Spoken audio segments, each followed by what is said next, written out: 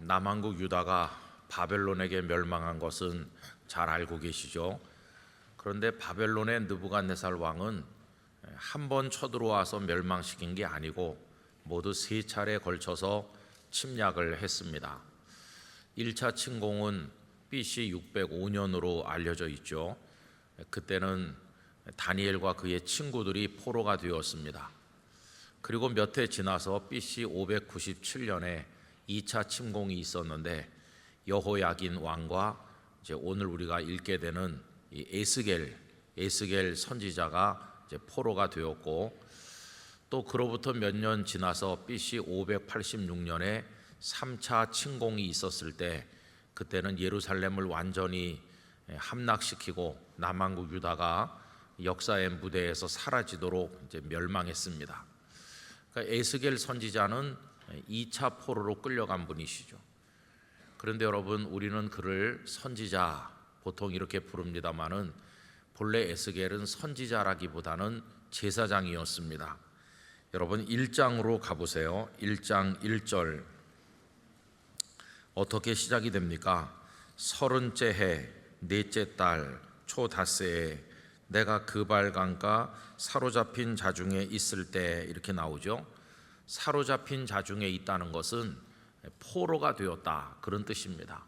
포로로 끌려간 사람들 중에 있는 거죠. 이 그발 강이라고 되어 있는데 사실은 강이라기보다는 운하였던 것으로 알려지고 있습니다. 그래서 강과 강 사이를 연결하기 위해서 인공으로 운하를 만들었는데 이제 그 근처에 끌려온 포로들이 살았던 것으로 생각이 됩니다. 근데 30째 해라는 것은 무엇인지 조금 애매한데 대부분의 학자들은 에스겔의 나이일 것으로 생각합니다. 그러니까 에스겔이 30살 되던 해, 이렇게 이해를 하면 되겠죠. 그때 그가 하나님의 선지자로 소명을 받는 겁니다. 그럼 그때가 연대기적으로는 언제냐 하면 BC 597년에 포로가 되었다고 우리가 얘기했는데, 그로부터 4년이 지나서 BC 593년, 그때가 그가 선지자가 된 해로 생각하고 있습니다. 그러니까 포로로 끌려갔을 때는 한 26살쯤 된 것이고, 포로로 끌려가서 한 4년쯤 지난 다음에 그가 이제 30살쯤 되던 해 하나님의 부르심이 있었던 거죠.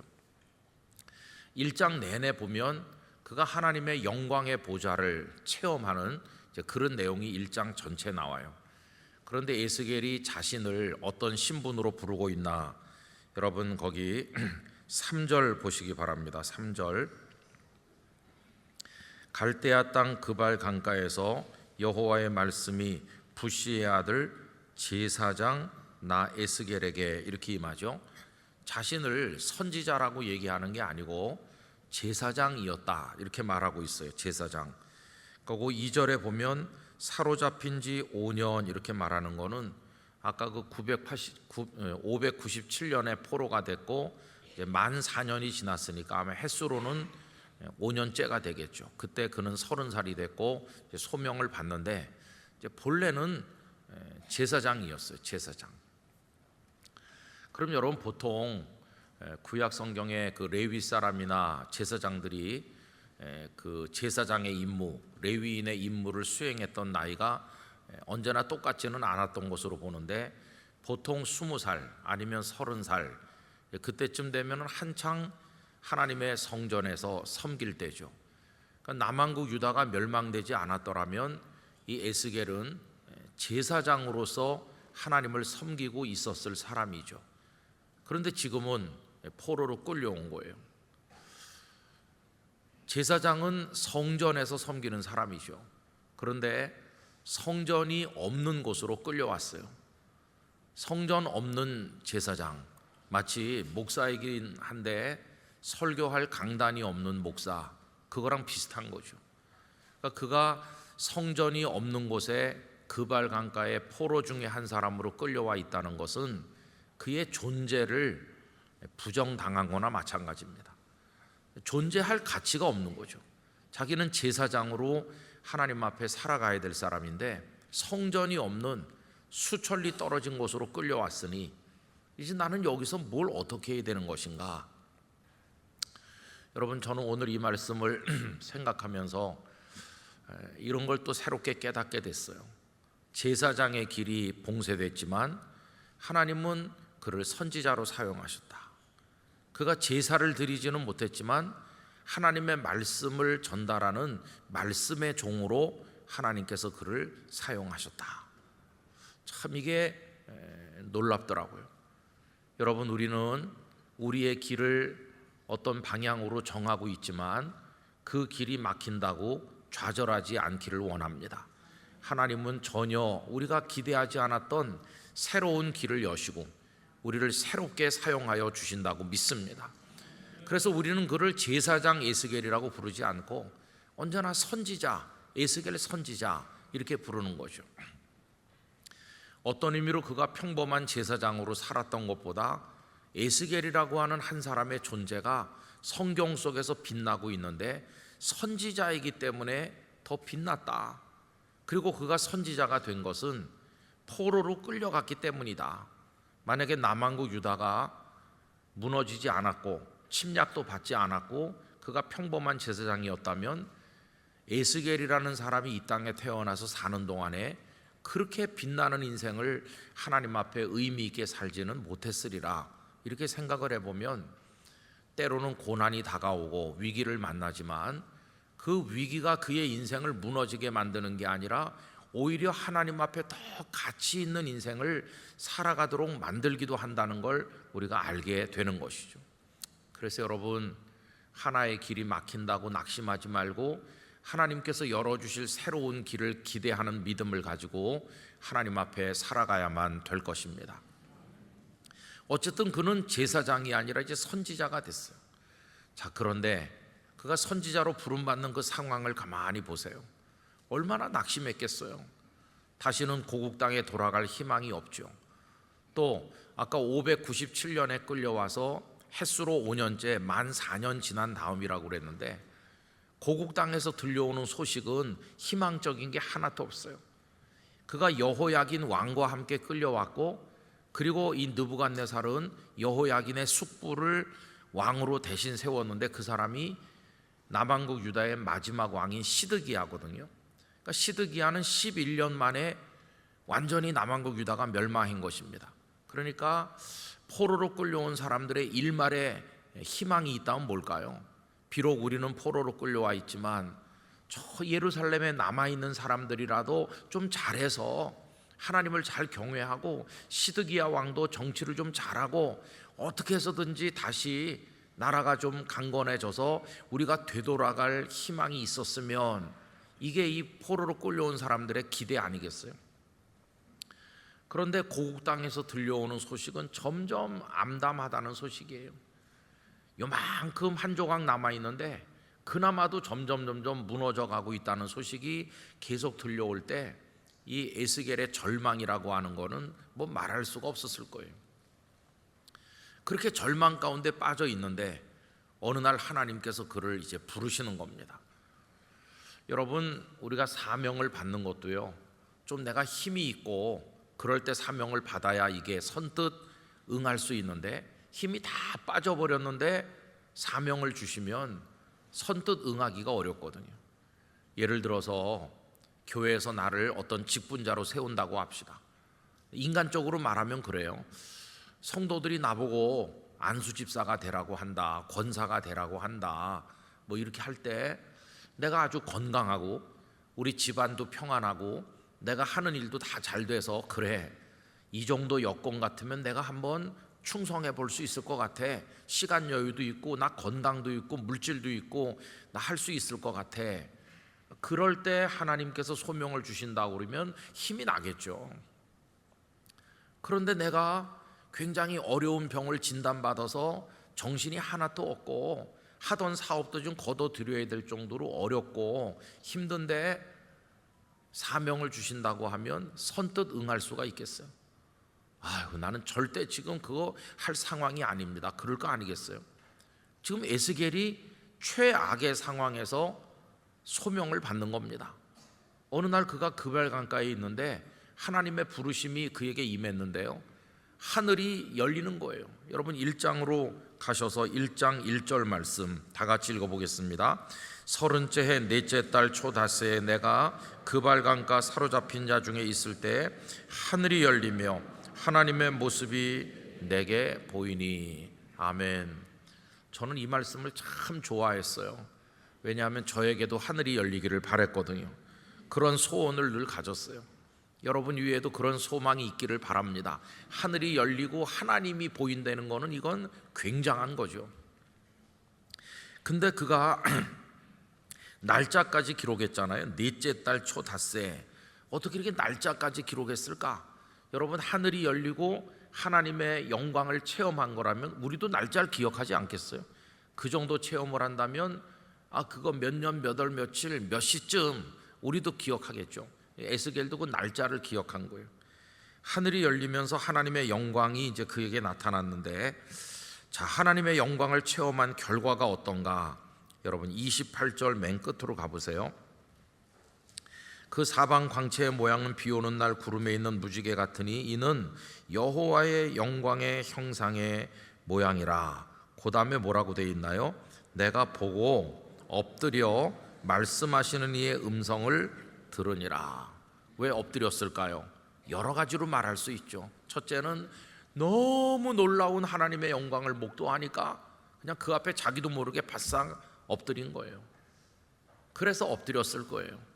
또 하나는 그 하나님의 영광을 목도하면 힘이 쭉 빠지는 거예요. 여러분 하나님의 영광을 체험했을 때 힘이 나기도 하지만 반대로 힘이 쭉 빠지기도 해요. 그 얘기는 다니엘서에 많이 나옵니다. 다니엘이 하나님의 계시를 받는데 힘이 없어서 쓰러져 있을 때 하나님이 일으켜 세우시는 장면이 나오거든요. 하나님을 어떤 절대적 상황에서 체험을 하면은 인간의 무능함과 추함 때문에 격려를 받기도 하지만 그 앞에서 좌절감도 경험하는 거죠. 그래서 지금 여기 에스겔이 어떤 모습을 가졌습니까? 엎드렸다는 말을 다른 말로 바꾸면 쓰러져 이렇게 말할 수도 있어요. 지금 하나님 앞에 그냥 널브러지듯이 쓰러진 거예요. 그 영광 앞에 압도당했고 인간적인 힘은 어디로 가는지 다 사라져가지고 주저앉다시피 그냥 바싹 엎드린 거예요. 자, 그런데 이제 2장으로 이어지는 거죠.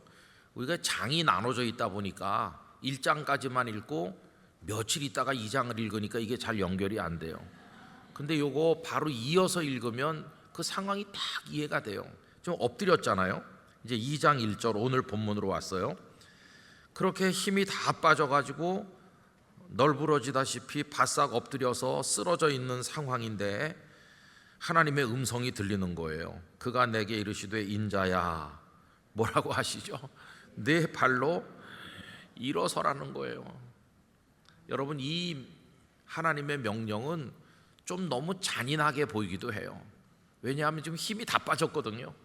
힘이 다 빠져가지고 그 앞에 철썩 엎드러진 거예요. 고개를 들 힘도 없어요. 완전히 탈진된 것처럼 그 앞에 이마를 땅에 붙이고 좀 그렇게 쓰러져 있는 상태예요. 그런데 하나님의 말씀은 네 발로 일어서라는 거예요. 네 발로. 아니 기운이 하나도 없는데 탈진 상태 비슷한데 어떻게 일어납니까? 무슨 힘으로 일어나요?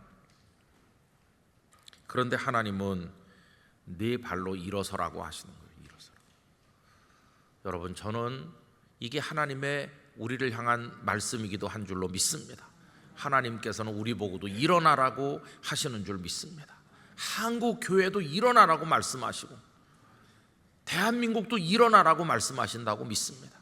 우리 개인에게는 말할 것도 없고 일어나라. 일어나는데 너의 발로 내 두 발에 힘을 꽉 주고 일어나 봐라 이렇게 말씀하는 거죠. 근데 여러분 이게 좀 잔인하기도 하다고 말씀드린 이유는 일어날 수 있으면 좋죠. 벌떡 일어나서 펄펄 뛸 수 있으면 좋은데 힘이 쫙 빠졌는데 어떻게 일어나요? 하나님 내 형편 몰라도 너무 모르시는구나. 나 지금 손가락도 까딱할 수 없는데 어떻게 일어나라고. 하나님 내 형편을 모르시나? 이렇게 생각될 만큼 이 하나님의 명령이 조금 너무 심해 보이기도 한다는 거예요. 여러분, 저도 이제 목회를 오늘까지 하면서 참 많은 이런 경험들을 했어요. 근데 정말 실수도 많이 하고 웃기는 일도 많이 했어요, 제가요. 처음에 이제 자그마한 교회 부임해가지고 아무리 해도 새 신자가 어쩌면 그렇게 한 명도 안 오는지, 부산 시민들이 미리 짰는지, 그 교회는 가지 말자 이랬는지 한 3년 동안 새 신자라고 진짜 오질 않았어요. 매년 말에 가서 52주 평균 출석 통계를 내보면 그 이전과 똑같고, 그 다음에 1년 지나도 그 전년도와 똑같고, 어쩌면 그렇게 일부러 그렇게 하기도 어려울 텐데 줄지도 않았고 늘지도 않아서 똑같아요. 그렇게 한 3년 하니까 힘이 쫙 빠지더라고요. 힘이 빠져가지고 저도 1장 28절처럼 됐어요. 엎드러져가지고 아무 힘이 없는 거예요. 여러분, 그래도 제가 신학교 다닐 때 점수를 괜찮게 받은 목사입니다. 졸업할 때 제가 앞에 나가기도 하고 그랬거든요. 명색이 또 한경직 장학생에다가, 저는 가서 그렇게 한 목회가 잘 되는 줄 알았어요. 근데 어쩌면 이렇게 안 될 수가 있나? 그래서 완전히 여기 1장 28절까지 8절처럼 널브러져 있는 거죠. 힘이 다 빠지고 그런 상태로 있었어요. 그런데 하나님은 일어나라고 하는 거예요. 일어날 힘이 없는데 일어나라고. 어떻게 일어납니까? 이제 그러다가 또 어떤 때는요, 좀 교회가 되는 것 같아요. 갑자기 이 시간에 다 말할 수는 없지만은 갑자기 이제 새신자들이 오기도 하고, 그 교회가 한 350명 정도, 한 400여 명 가까이 모일 때 갑자기 교회 전도가 많이 됐어요. 그래가지고 1년 동안에 등록한 사람이 출석 성도의 한 3.5배, 4배, 1200명씩 등록했어요.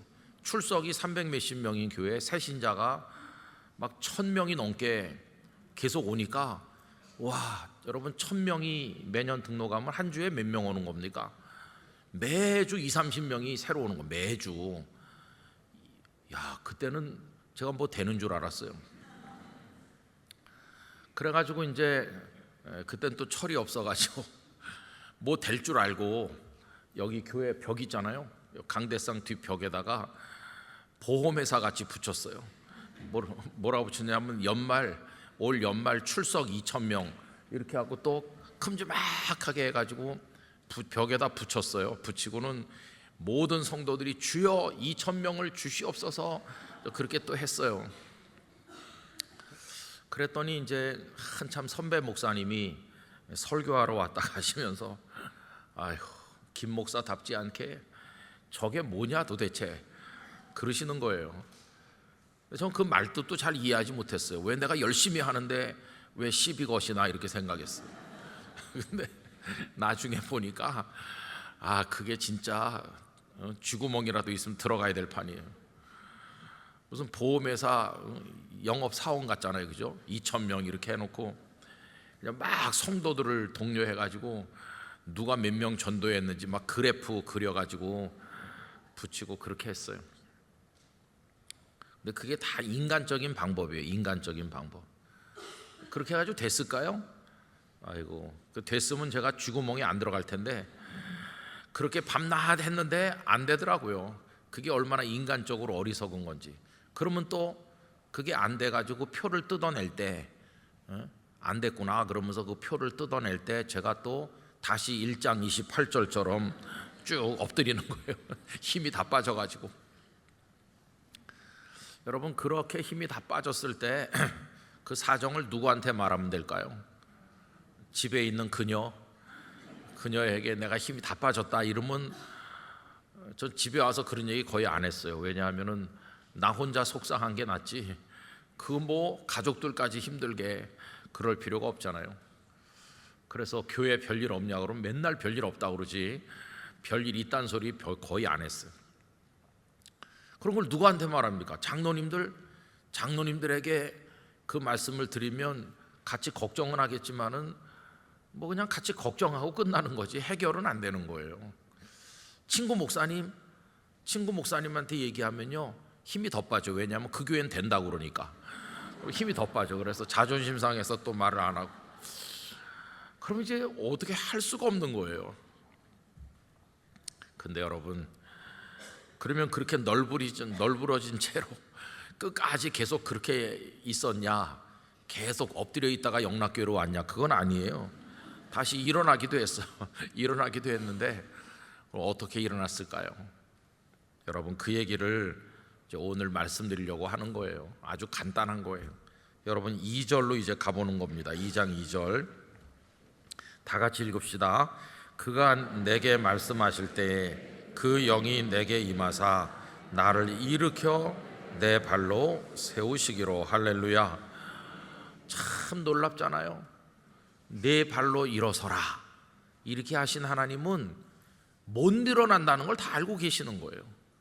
저 녀석 저 못 일어난다, 일어나라고 말해도 못 일어난다는 걸 하나님 다 알고 계신 거예요. 다 알고 계시기 때문에 어떻게 하셨죠? 하나님의 영이 임하셔서 일으켜 내 발로 세워주신 거예요. 일으켜서. 그러니까 우리 발로 일어선 것처럼 보이지만, 내 발로 일어난 것처럼, 내 힘으로 일어난 것처럼 보이지만 사실은 누가 일으켜 주셨나요? 하나님의 영이 이렇게 세워주신 거예요. 우리 어린애 넘어져가지고 으앙 그러면서 울면 부모가 달려가서 안아서 일으키는 것처럼, 여러분 오늘 저녁에까지 우리가 이렇게 온 것은 무수한 경우에 하나님께서 우리를 일으켜 세우셨기 때문이에요. 하나님께서 이렇게 안아서 이렇게 세우고 일어나 일어나 그러면서 번쩍 들어서 우리를 세워주신 거예요. 그래서 제가 이제 오늘까지 목회를 하면서 뭐 별별 희한한 일도 많이 해봤고 실수도 많이 해봤고, 여러분 김은성 목사가요 황당한 짓도 많이 했어요. 예배당 새로 짓고 1년 만에 교계 신문에다가 예배당을 매각합니다 이런 광고도 냈던 사람이에요. 새 예배당을 판다고. 제정신이 아니죠. 이제 그런 것도 했었고 뭐 별거 다 했어요. 그래서 영락교회에서는 그런 일은 안 하려고 노력하고 있습니다. 근데 하여튼 그럴 때마다 엎드러지는 거예요. 엎드러지고 또 엎드러지고 또 엎드러지고, 예배당 짓다가 희망 없는 상태에 몰리기도 하고, 진짜 IMF에 그때 진짜 희망이 없더라고요. 빚이 수십억이고 시공회사는 부도나서 없어졌고 성도들은 막 멱살 잡고 싸우지, 돈은 한 푼도 없지. 그런 막다른 골목에도 달하기도 하고 뭐 참 그런 거 많이 겪었어요. 그럴 때마다 그냥 엎드러지는 거예요. 못 일어나겠더라고요. 어떻게 일어나나 이걸. 그런데 일어나게 해주시더라고요. 다른 게 아니었어요. 하나님의 영이 안아서 일으켜 주시는 거예요. 하나님의 영이. 여러분 몇십 년 동안 이제 목사로 살면서 이런 실수 저런 실수, 이런 경험 저런 은혜 뭐 다양하게 이렇게 했는데 이제 갈수록 단순해지는 거예요. 요새 와서 제 마음속에 남는 거는 우리는 연약하다, 인간은 연약하다. 너무나도 뚜렷해요. 인간이 연약하다는 거. 우리를 도우실 분은 하나님뿐이시다. 더 분명해지는 거예요. 앞으로 더 분명해질 거라고 믿습니다. 젊어서는 이것도 따져보고 저것도 따져보고 뭐 계산해보고 그랬지만 나이가 먹을수록 계산해볼 필요가 없는 거예요. 계산할 필요가 없이 하나님뿐이신 줄 믿습니다. 그냥 그 결론으로 바로 가면 되는 거예요. 이것저것 기웃거릴 필요가 없어. 영락교회가 사는 길, 하나님을 의지하는 방법밖에 없는 거예요. 이 어려운 와중에 대한민국 교회가 다시 일어나는 방법, 하나님의 영이 도와주시는 것 외에는 없다고 믿습니다. 하나님의 영이 도우셔야 되는 거죠. 내 가정에, 내 심령에 다가온 안타까운 많은 사정들이 있는데 이거 어떻게 해결하나? 여러분 하나님의 영이 우리를 이렇게 세워주셔야 되는 거예요. 이 얘기가요 계속 반복됩니다. 3장으로 가보시겠어요? 3장 거기 23절, 3장 23절 내가 일어나 들로 나가니, 거기서 또 뭘 봤죠? 여호와의 영광이 거기에 머물렀는데 내가 전에 그발 강가에서 보던 영광과 같은지라. 하나님의 영광을 보면 힘이 쭉 빠지기도 한다고 그랬죠. 그 다음에 뭐라고 그랬습니까? 내가 곧 엎드리니 아까 1장 28절에서도 엎드려졌잖아요. 근데 여기도 또 엎드려진 거예요. 그랬더니 24절 여기도 똑같죠. 2장 2절이 반복되는 거예요. 주의 영이 내게 임하사 나를 일으켜 내 발로 세우시고. 할렐루야. 저는 오늘 저녁에 기도하는 우리 영락교회 성도들에게 이 말씀이 이루어지기를 축원합니다. 주의 영이 임하셔서 성도님들을 일으켜서 여러분의 발로 서도록 힘주시기를 원합니다. 이게 우리의 기도 제목이에요. 성령님이시여 이 밤에 저에게 오셔서 저를 일으켜 세워주세요. 저를 일으켜 세워주세요. 이걸 이제 기도하는 것이죠. 그래서 그 다음부터 계속 주의 영이 그를 이제 붙드시는 거예요. 예를 들면 3장 12절 때에 주의 영이 나를 들어 올리시는데 이렇게 나오죠. 또 14절 주의 영이 나를 들어 올려 데리고 가시는데 계속 이렇게 나와요. 결국 제사장이던 에스겔이 성전이 없는 곳에 와서 자기 존재 의미를 상실하고 완전히 주저앉아 있던 어느 날 하나님의 영광을 받지만 힘이 다 빠져버렸어요. 그래서 뭐 어떻게 해야 되나. 그런데 하나님은 일어나라고 하시는 거예요. 무슨 힘으로 일어나요? 근데 하나님께서 이렇게 세워주시는 거예요. 이렇게 세워주시죠. 그래서 여러분 여기 2장 1절과 2절 말씀, 오늘 여러분들에게 소개해드린 이 말씀은 제가 개인적으로 참 좋아하는 말씀이에요. 앞으로도 우리는 또 쓰러질 때가 있을 겁니다. 하나님은 계속 일어나라고 하십니다. 하나님 저 못 일어나요. 일어날 힘이 없어요. 그런 하나님은 또 우리를 일으켜 세워주실 줄로 믿습니다. 결국 이게 반복적으로 이루어지는 것이죠. 반복적으로. 쓰러지는 것은 부끄러운 게 아니에요. 왜냐하면 우리 다 연약하니까. 나는 안 쓰러져요. 그런 사람이 오히려 더 문제지. 우린 다 쓰러져요. 그러나 주님의 영이 우리를 일으켜 세우실 줄 믿는 믿음이 있으면 되는 것이에요. 여러분 이 밤에 우리 통일을 위해서도 기도하고 자유인들을 위해서도 기도하고 영락교회를 위해서도 기도하고 여러 가지로 어려움을 겪고 있는 한국교회를 위해서도 기도하고 우리 자신을 위해서도 기도할 텐데 요 2장 2절의 말씀 붙들고 기도하시기 바랍니다. 주의 영이 우리 각자에게 임하시기를 축원합니다. 우리를 안아서 일으켜 주시기를 원합니다. 그래서 여러분들의 발에 힘이 들어가고 여러분들의 발로 일어서시게 되기를 기원하는 것입니다. 그런 마음의 확신을 가지고 간절한 마음으로 우리 기도하기를 원합니다. 제사장으로서는 좌절됐지만 그가 주의 영이 이렇게 세우시니까 선지자로서 빛나는 인생을 산 것처럼 여러 가지 어려움이 있지만 하나님의 성령께서 이 밤에 역사하신다면 앞으로 우리 세계 속에 역사하신다면 우리는 일어서게 될 줄로 믿습니다. 사명을 감당하게 될 줄로 믿습니다. 성령의 충만한 마음이 되시기를 축원합니다. 다 같이 머리 숙여서 기도하겠습니다. 우리 다 두 손 들고 사모하는 마음으로 하나님 제가 쓰러져 있어요. 엎드렸는데 일어날 힘이 없어요. 저 개인도 가정도 우리 교회들도 이 땅의 하나님의 백성들도 대한민국도 참 어려운 중에 있습니다. 그러나 하나님의 영이시여 이 밤에 오셔서 우리를 일으켜 주실 줄 믿습니다. 기도에 힘을 주시기를 원합니다. 하나님의 영에 의지하게 도와주시길 원합니다. 주여 저희를 일으켜 세워 주시옵소서. 다 같이 주님 세 번 부르고 기도합시다. 주여 주여 주여. 거룩하신 아버지 하나님 이 밤에 저희 가운데 임하여 오시기를 원합니다. 쓰러져 있는 저희들, 일어설 힘이 없는 저희들, 다리에 힘이 다 빠졌습니다. 네 발로 일어서라 말씀하시지만 하나님 저희들 일어날 기운이 없어요. 쓰러져 있어요. 힘이 없어요. 아버지 하나님이여 우리 가운데 오셔서 저희들을 일으켜 세워 주시기를 원합니다. 주여 저희를 일으켜 세워 주시기를 원합니다. 주여 저희를 일으켜 세워 주시기를 원합니다. 주의 영이시여 저희들을 일으켜 세워 주시기를 원합니다.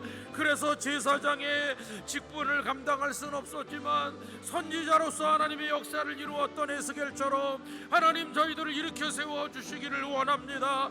이 밤에 하나님의 성령이시여 강력하게 우리 중에 오셔서 역사하여 주시기를 원합니다. 주여 저희에게 힘을 주시옵소서. 주여 함께하여 주시옵소서. 할렐루야.